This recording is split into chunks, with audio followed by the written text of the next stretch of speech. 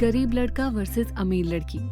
एक शहर में राधा अपने माता पिता के साथ रहती थी। ये लोग बहुत अमीर थे, जिस वजह से राधा को हर वो सुख सुविधा मिल जाया करती थी जो उसे चाहिए होती थी। राधा अपने माता पिता की बहुत लाडली थी। इस वजह से वो अपनी बेटी के लिए हमेशा खिलौने और तोहफे लाया करते थे, जिससे वो कभी भी दुखी ना हो। वहीं दूसरी तरफ उसी शहर में जे और मोहन नाम के दो भाई रहते थे, जिनके माता पिता की मौत इनके बचपन में ही हो गई थी और तब से वो अपने चाचा संजय के साथ रहा करते थे। उनके चाचा उन दोनों पर बहुत ज्यादा अत्याचार करते थे और हमेशा उन दोनों से काम करवाया करते थे, जिस वजह से वो दोनों अपने चाचा से काफी ज्यादा दुखी थे।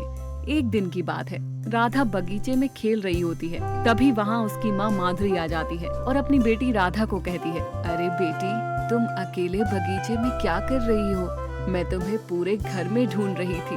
मैं तो बस यहाँ पर खेल रही थी। वैसे आप मुझे क्यों ढूंढ रही थी? अरे तुम्हें पता नहीं, कुछ दिनों बाद दिवाली आने वाली है, तो मैं सोच रही थी चलो मैं तुम्हें शॉपिंग करा लाती हूँ। वैसे भी मैं नहीं चाहती हूँ कि तुम दिवाली पर कोई भी चीज मिस करो। मुझे पता है माँ, आप चिंता मत कीजिए। जब दिवाली आएगी तो हम दोनों शॉपिंग करने जरूर चलेंगे। अभी मुझे खेलना है। हाँ, यदि आप मेरे साथ खेल सकती हो तो बहुत अच्छा होगा, क्योंकि मैं अकेले खेलकर बोर हो गई हूँ। मुझे पता है बेटी, पर मुझे बहुत सारा काम है, तुम अकेली ही खेल लो। और ये कहकर माधुरी तो वहाँ से चली गई। माधुरी के जाने के बाद राधा अकेले खेलने लगती है। राधा को अकेला खेलना बिल्कुल भी अच्छा नहीं लगता था और वो दूसरे बच्चों के साथ खेलना चाहती थी, पर अमीर होने की वजह से वो ऐसा नहीं कर पाती थी और घर की चार दीवारी में ही बंद होकर रह जाती थी। इस वजह से वो काफी ज्यादा दुखी रहती थी। वहीं दूसरी तरफ मोहन और जे अपने चाचा से काफी परेशान रहते थे, क्योंकि वो उनके साथ हमेशा मारपीट किया करते थे।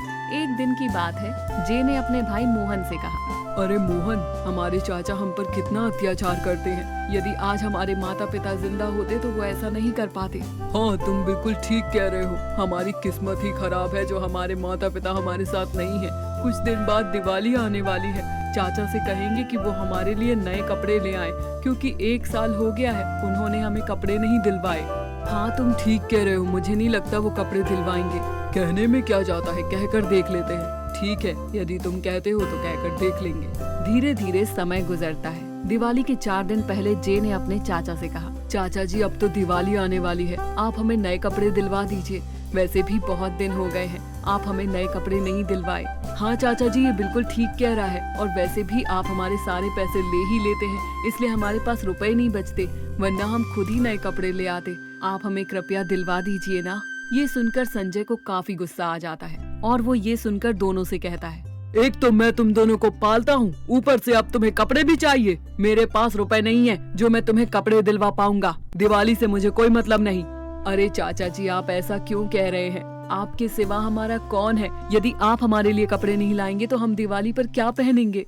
मुझे कुछ भी नहीं पता। तुम लोग दिवाली मनाओ या ना मनाओ, यदि ज्यादा कहोगे तो पिट जाओगे। अब जाओ यहाँ से, कमाना तो कुछ होता नहीं और फरमाइशें देखो। ये सुन के वो दोनों उदास हो जाते हैं और वहाँ से चले जाते हैं। उनके जाने के बाद संजय खुद से कहता है, बड़े आए कपड़े लेने वाले, इनके माँ बाप तो मर गए और इनको मेरे ऊपर छोड़ गए। अच्छा होता ये भी साथ में मर जाते। और ये कहकर वो भी वहाँ से चला गया।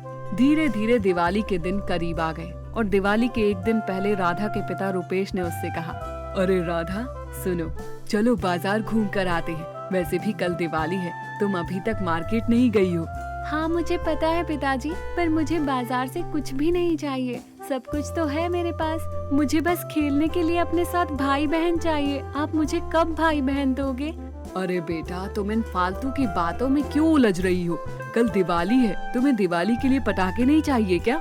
हाँ चाहिए ना पटाखे, पर पटाखों के साथ भाई बहन भी चाहिए।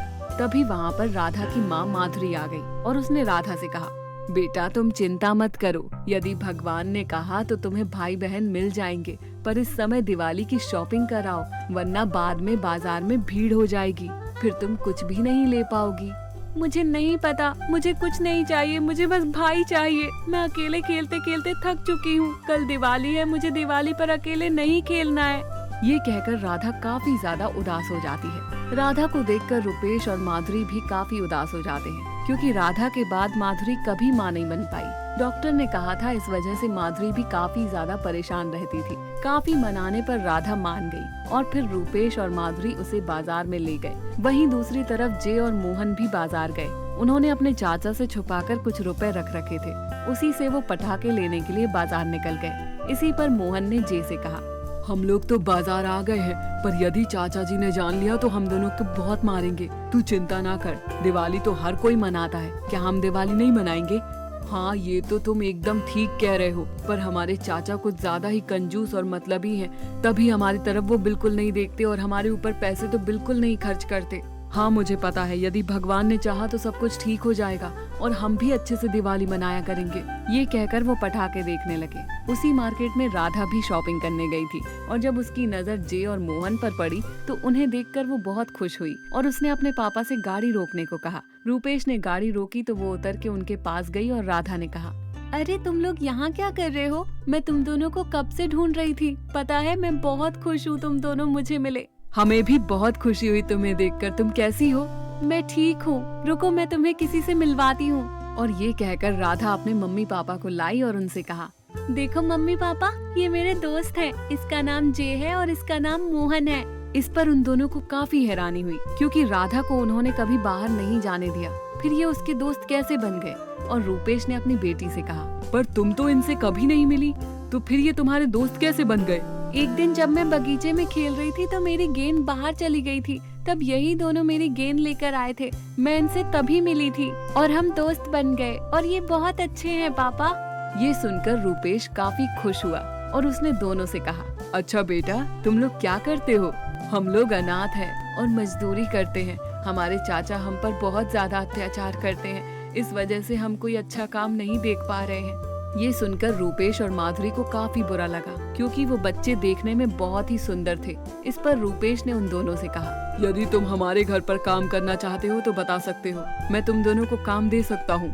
ये सुनकर वो दोनों बहुत खुश हुए और जय ने उनसे कहा, काम? क्या काम करना है? आप हमें बताएं, हम सारा काम कर लेंगे।